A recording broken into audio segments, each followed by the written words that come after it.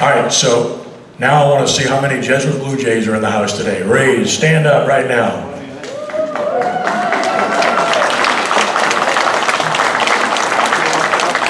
This gives you some sort of perspective, including Tim, who hosts us here, and we're so graciously doing so, and we appreciate that so much, Tim. And also, as we introduce our speaker, I want to recognize a guy that's done a great job. He's a friend. I really like him, and you can say a lot of things about people, but he's easy to like. He's an everyday guy, and he's a guy that has great passion for what he does, and he makes good hires too, including the guy I'm about to introduce. So I want to pay homage and say hello and greet our good friend, Father John Brown, who's here today, president of Jesuit High School. And as we conclude, our final speaker is a graduate of Archbishop Mobley. He played and coached offensive line, including with the 2019 that went to a state championship game. He went to De La Salle, and he got the Cavaliers to 3 state championship game appearances in 9 seasons. Took over a program, I think that had about 22 players, and grew it into that. Spoke volumes. 2021, went to Jesuit, promptly led the Blue Jays to a state championship game, and entering 4th season now, he is set to lead the Blue Jays into Jamboree action this Friday night at North Shore. Please give a very warm welcome to our birthday boy, Coach Ryan Manale of Jesuit. Ryan?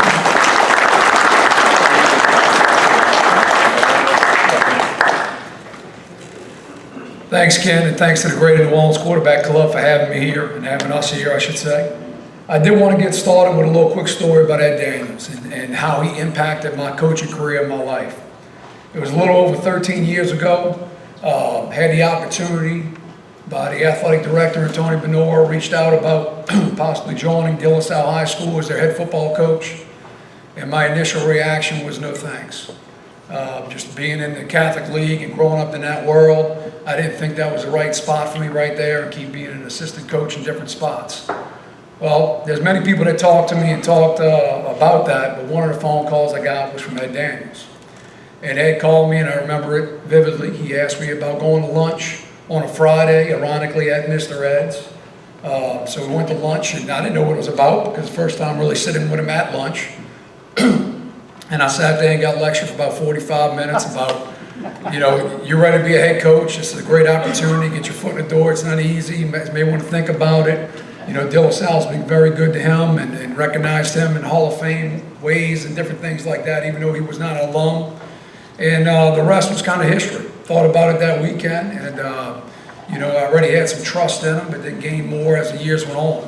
Then you fast forward 9 years, and just 4 years ago, unfortunately, I did not get a lunch this time. It was just a phone call. And the phone call was, you know, I'm hearing rumors about Jesuit High School, and they have an opening of a head coach. You know, is that something that interests you? And I think before I can really talk about it, he told me how good of an institution it is and how tough it is for him, being a Rommel grad, to talk to me about all this. But it's just a great place.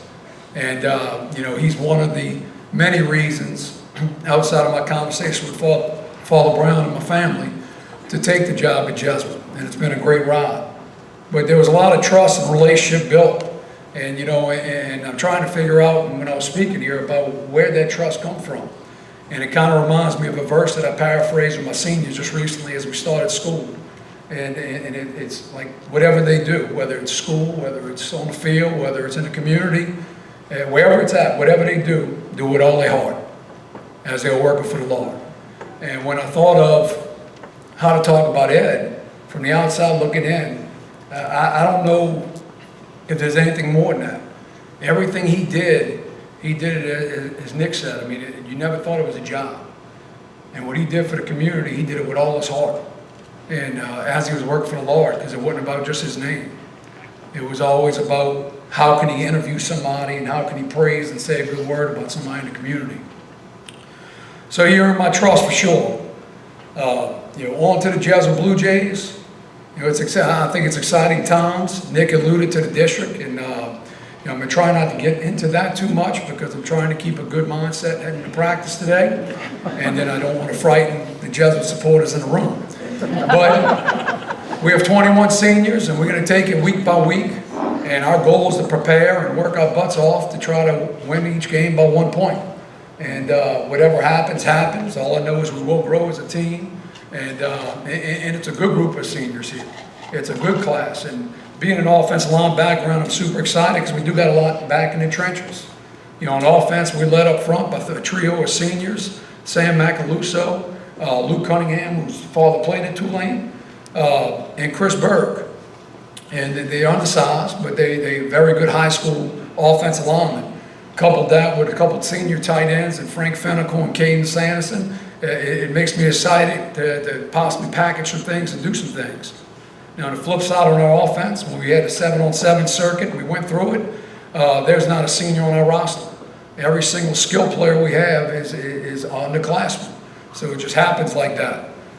You know, on the defensive side of the ball, you know, I should say quarterbacks, we played Manville in a scrimmage this past Friday night, and that's a good program. And we were able to play 4 quarterbacks in that game. So when it counted for real, the real half of football kind of started, we played all 4 of our quarterbacks kind of battling, led by juniors Taylor Norton and junior Johnny Nien. So we're looking forward on the offense side of the ball, those guys growing while the seniors up front lead us.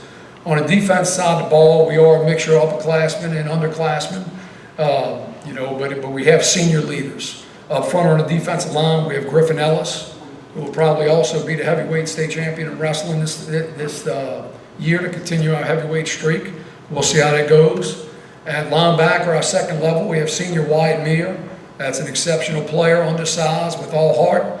But he's one of our leaders on defense. And in the secondary, we do have a young man that's being recruited, Derek LaBeouf, who's also a senior, and he's doing a tremendous job day in, day out, leading our team by example.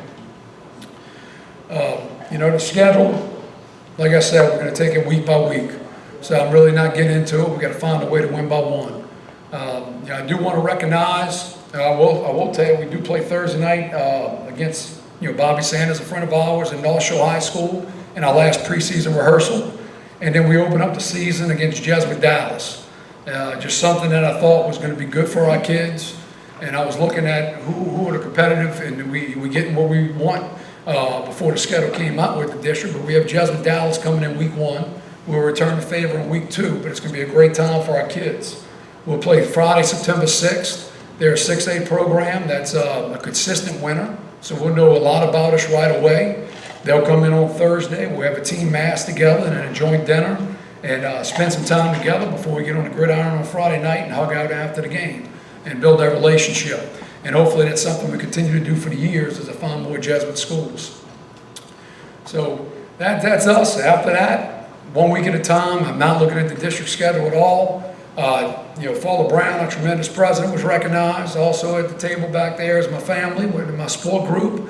And then the leader of that, my wife, Tammy, that don't make many events I'm speaking at, so I'll brag on her and throw a little plug to go Summerall here. And she's working with my 9-year-old daily, and I keep telling her that YouTube converted to deep snapping and stuff like that, and he'll be ready for you, wherever you're at, because it's a good friend of mine. But that's about it, and thank you, Ken, for everything you do. And what I will leave with is something over the last 3 years Rumble fans won't be too happy about, but almost every conversation when I was done with Ed Daniels, he said, "Coach, remember, AMDG." So, thank you guys.